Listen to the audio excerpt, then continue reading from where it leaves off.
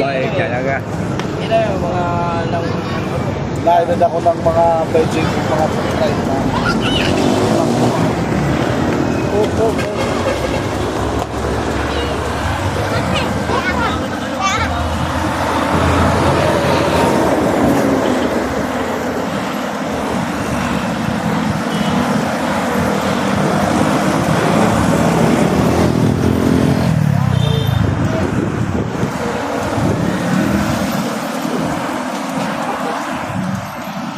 Robin, may name ka ba?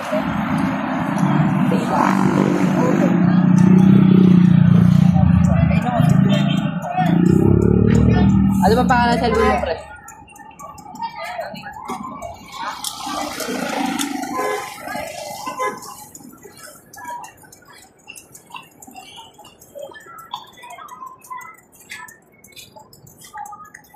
Ah. Yari. Ha? Wala. Ha?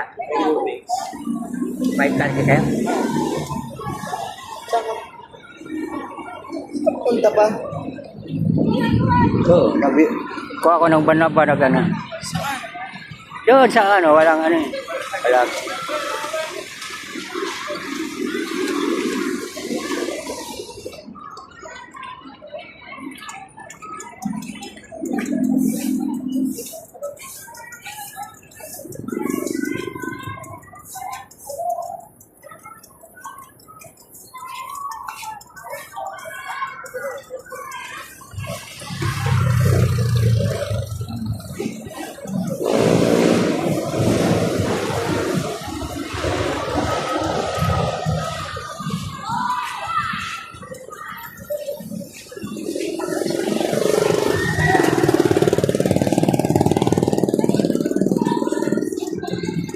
Kasi ito. Kasi.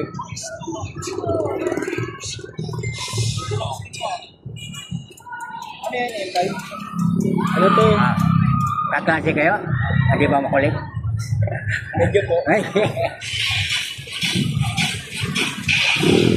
Pero kanto katoliko naman kayo lahat, di ba? Katoliko ka, kayo. Kaya katalikon ako ba? Ayun si Bro. Okay lang naman. Hindi ko ikaw na lang muna. Pag free, bibigay. O, sundan mo ka. Ang Lord wala hanggang pagpatawa, di ba? Sabi, Papa Jesus, patawad. Sabi mo, Papa Jesus, patawad. Ipigit yung mata mo. Si Jesus sa harap mo. Tayo ni Lord kahit makulit. Okay na? Nandiyan ka sa harap. Ay, isi. Ama. Our Father who art in heaven, hallowed. Nakita mo si Ama. Okay na. Naniwala ka makita mo. Naniwala ka, hindi. Wala ko alam. Hindi ko, hindi. Sabihin mo lang, maniwala. Paano mo nasabi? Ay, pigit mata mo. Nandiyan na sa harap mo. Pigit lang. Pigit. O, okay na. Nandiyan ang Lord. Ikaw, katoliko ka? Born again. Born again. Unless you are not born again. Hindi, ang born again ay isang reliyon. Anong ibig sabihin ng reliyon? Relasyon sa natin sa Diyos, di ba? O, anong relasyon natin sa Lord? Malayo, malapit. Ha? Dito ko rin. Anong relasyon natin kayo? Malapit, malayo. Lapit. O, malapit, baba ka na para lumapit ka.